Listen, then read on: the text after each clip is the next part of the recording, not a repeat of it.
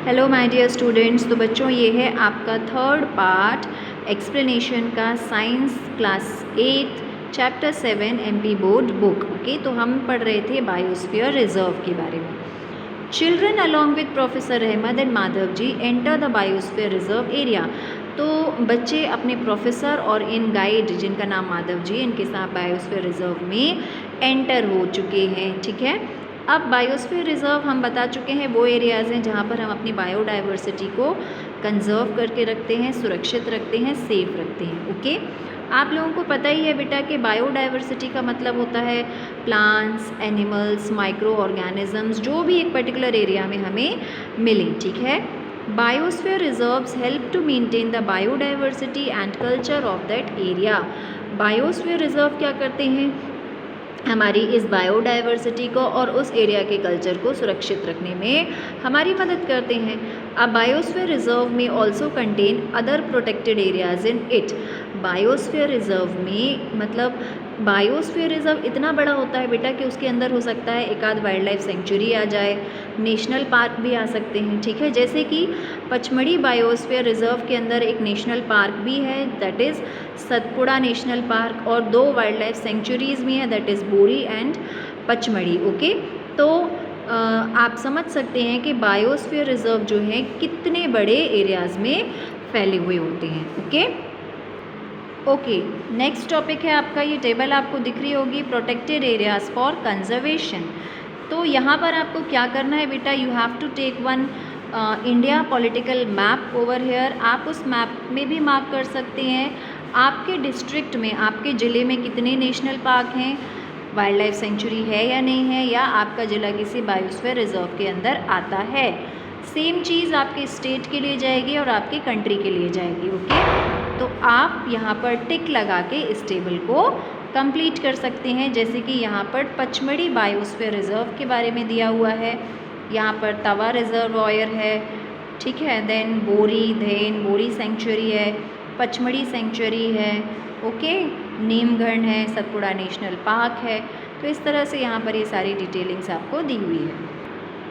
Okay बच्चों, तो हम आ गए हैं अपने नेक्स्ट टॉपिक पर, that is flora and fauna. ठीक है, चलो, तो अब जैसे जैसे ये बच्चे बायोस्फीयर रिजर्व में घूम रहे हैं ये बहुत खुश हो रहे हैं। They are appreciating the green wealth of the forest. जंगल की जो ग्रीन वेल्थ है, हरी भरी बिल्कुल जो प्राकृतिक संपत्ति है जंगल की, उसे देख के ये बच्चे बहुत खुश हो रहे हैं। ये बड़े बड़े पेड़ देख रहे हैं, टॉल टीक ट्रीज़ देख रहे हैं, ठीक है, जानवरों को देख रहे हैं अंदर।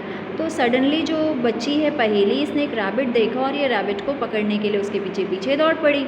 लेकिन इनके प्रोफेसर ने इन्हें रोका और समझाया कि यहाँ पर हमें इन जानवरों को खुश और आज़ादी से रहने देना चाहिए, हमें इन जानवरों को डिस्टर्ब नहीं करना चाहिए। ठीक है, तो माधव जी ने यहाँ पर एक्सप्लेन किया कि यहाँ पर बच्चों कुछ ऐसे प्लांट्स और एनिमल्स भी पाए जाते हैं जो कि सिर्फ इसी एरिया में पाए जाते हैं और ये कहीं नहीं पाए जाते। ओके, तो plants and animals found in a particular area are termed as flora and fauna. तो कुछ प्लांट्स जो सिर्फ एक ही एरिया में पाए जाएं, पर्टिकुलर एरिया में पाए जाएं, ऐसे प्लांट्स और एनिमल्स को हम क्या कहते हैं, फ्लोरा एंड फौना। राइट, चलिए यहाँ पर कुछ दिया हुआ है, चलो पढ़ लेते हैं, इसे देख लेते हैं। Sal, teak, mango, jamun, silver ferns, arjun etcetera, and the flora and chinkara, blue bull, barking deer, chital, leopard, wild dog, wolf etc. are examples of fauna of the Pachmarhi reserve. तो यहाँ पर कुछ एक प्लांट्स और ट्रीज़ और कुछ एनिमल्स के नाम दिए हुए हैं जो कि सिर्फ कहाँ पाए जाते हैं, पचमढ़ी बायोस्फीयर रिजर्व में पाए जाते हैं। ठीक है, इसे बेटा फर्न्स कहते हैं। Okay, these are known as ferns. Okay, ये जामुन का ट्री भी है, यहाँ पर चीतल बना हुआ है, वुल्फ है, सियार है, लेपर्ड भी दी हुई है। ओके बच्चों, तो अब हम आ गए हैं हमारे नेक्स्ट टॉपिक पे जो कि है एंडेमिक स्पीशीज़। चलिए, soon the group quietly enters the deep forest, children are surprised to see a very big squirrel. अब बच्चे और गहरे जंगल में जाने लगे तो वहाँ पर बच्चों को बहुत बड़ी स्क्विरल दिखी, ठीक है, जिसकी टेल कैसी थी, फ्लफ़ी थी। फ्लफ़ी मतलब बहुत ज़्यादा सॉफ्ट और बहुत ज़्यादा फूली हुई बाल थे उसमें उसके सॉफ्ट, ठीक है, स्क्विरल के, गिलहरी के। तो बच्चे बहुत क्यूरियस हो गए देख के कि ये कैसी स्क्विरल है और इसका क्या नाम है। तो इनके गाइड ने इन्हें बताया कि इसका नाम है जाइंट स्क्विरल। जाइंट का मतलब होता है बेटा बहुत बड़ा, जाइंट स्क्विरल। और ये जो है एंडेमिक टू दिस एरिया, मतलब ये एक ऐसी स्पीशी है गिलहरी की जो सिर्फ इसी एरिया में पाई जाती है और ये कहीं नहीं पाई जाती। ओके, तो एंडेमिक स्पीशीज़ क्या होती हैं बेटा? एंडेमिक स्पीशीज़ ऐसी स्पीशीज़ होती हैं प्लांट्स और एनिमल्स की जो एक्सक्लूसिवली एक ही एरिया में पाई जाएं और कहीं ना पाई जाएं, ठीक है। जैसे कि कैमल, कैमल हमें कहाँ मिलेगा? सिर्फ डेजर्ट में ही देखने को मिलेगा। पोलार बियर हमें कहाँ मिलेंगे? पोल्स के आसपास ही मिलेंगे, ठीक है। तो इस तरह के जानवरों को या प्लांट्स को हम क्या कहते हैं? Endemic species. Okay, a particular type of animal और plant may be endemic to a zone, state और कंट्री। तो चाहे वो एनिमल हो या प्लांट हो, जोन, किसी भी जोन में एंडेमिक हो सकते हैं, स्टेट में और कंट्री में। मतलब किसी एक स्टेट में अगर वो मिलते हों तो और किसी स्टेट में नहीं मिलते हों, किसी एक देश में हो तो और किसी देश में नहीं मिलते हों, ठीक है। और अर्थ के किसी पार्ट में मिलते हों तो वो और कहीं ना मिलते हों। ऐसे एनिमल्स और प्लांट्स की स्पीशीज़ को हम क्या कहते हैं?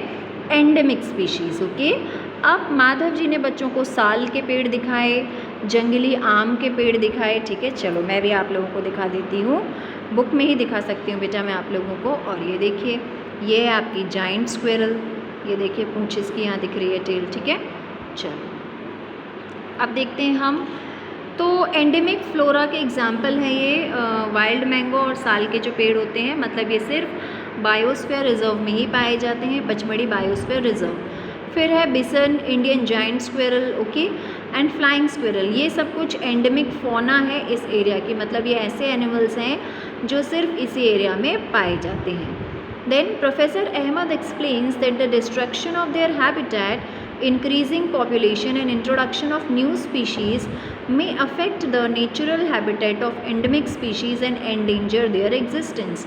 अब प्रोफेसर ने बताया कि बच्चों, अगर हम पेड़ों को काटते हैं, हम जंगलों को काटते हैं, तो इस तरह की जो प्रजाति होती है, चाहे वो एनिमल्स की हो चाहे वो प्लांट्स की हो, उनका डिस्ट्रक्शन हो जाता है, मतलब वो डिस्ट्रॉय होने की कैटेगरी में आ जाती हैं, वो ख़त्म होने की कैटेगरी में आ जाती हैं। अब हम उन्हें कैसे बनाएंगे? उन्हें तो गॉड ने बनाया हुआ है, ठीक है।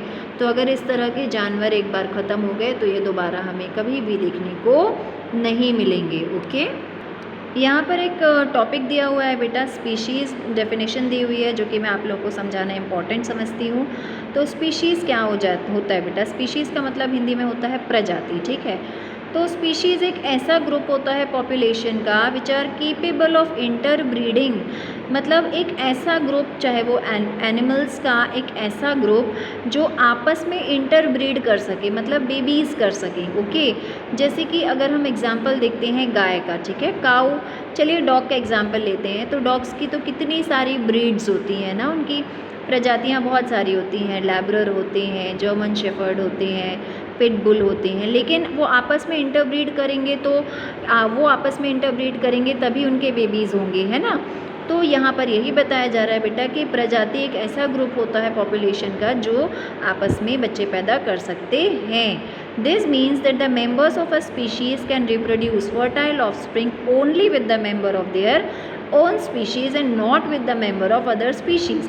गाय है, गाय अपनी स्पीशी की प्रजाति के जानवरों के साथ ही इंटरब्रीड कर सकती है, बेबीज़ कर सकती हैं। ओके, तो एक और चीज़ यहाँ पर है कि इन प्रजातियों में जो जानवर होते हैं उनकी जो कैरेक्टरिस्टिक्स होती है वो सेम होती है, जैसे कि सींग, गाय के सींग होते हैं तो सभी प्रकार की गायों के सींग होंगे, चाहे वो छोटे हों चाहे वो बड़े हों। ओके बच्चों, तो अब हम आते हैं हमारे नेक्स्ट टॉपिक पर जो कि है वाइल्ड लाइफ सेंचुरी। तो अब इस बच्चों ने देखा कि वाइल्ड लाइफ सेंचुरी का बोर्ड लगा हुआ है, तो इन्होंने अपने प्रोफेसर से पूछा इसके बारे में। तो प्रोफेसर ने बताया कि किलिंग और capturing animals in general is strictly prohibited and punishable by law in all such places. तो जानवरों को पकड़ना, उनका शिकार करना, ठीक है, उन्हें मारना, इन सारे एरियाज़ में क्या है, पनिशेबल है। मतलब यदि ऐसा कोई करता है तो वो गलती नहीं कर रहा है, वो कानून तोड़ रहा है, नियम तोड़ रहा है और इसकी उसे सज़ा मिल सकती है।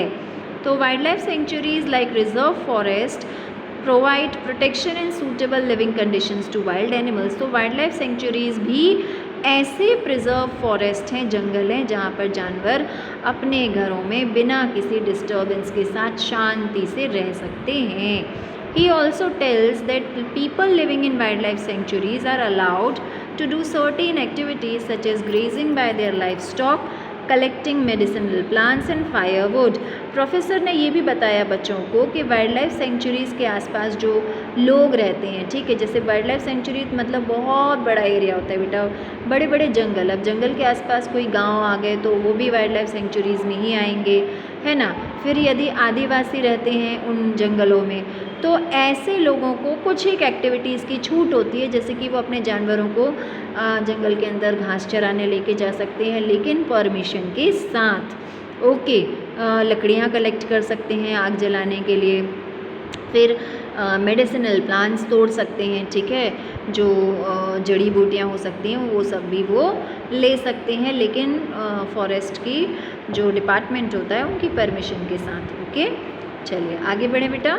तो यहाँ पर हम देखेंगे कि कुछ यहाँ पर वाइल्ड एनिमल्स के बारे में दिया हुआ है जिनकी प्रजातियों को खतरा है, जैसे कि ब्लैक बक, ओके, जो डियर होते हैं वो वाइट आइड बक, हाथी है, गोल्डन कैट है, पिंक हेडेड डक है, घड़ियाल है, मार्श क्रोकोडाइल है, पाइथन है, राइनोसेरॉस हैं।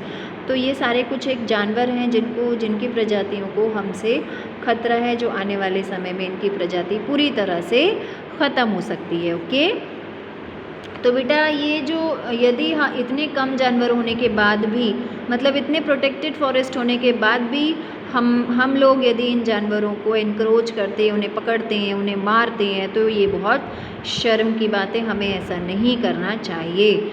Children are reminded of their visit to the zoo, they recall the zoos are also places where animals receive protection। बच्चों को फिर ये याद आ जाता है कि उन्होंने ज़ू में भी विज़िट किया हुआ है। ज़ू को हिंदी में क्या कहते हैं, चिड़ियाघर, ठीक है। तो ज़ू भी एक ऐसी जगह है बेटा जहाँ जानवरों को सुरक्षित रखा जाता है, लेकिन ज़ू में हमें परमिशन दी जाती है कि हम जाके उन एनिमल्स को देख सकें। Clear everyone? तो बच्चों ये वाला टॉपिक मैं यहाँ पर ही फिनिश कर रही हूँ इस वीडियो को। नेक्स्ट वीडियो में हम पढ़ेंगे नेशनल पार्क्स के बारे में।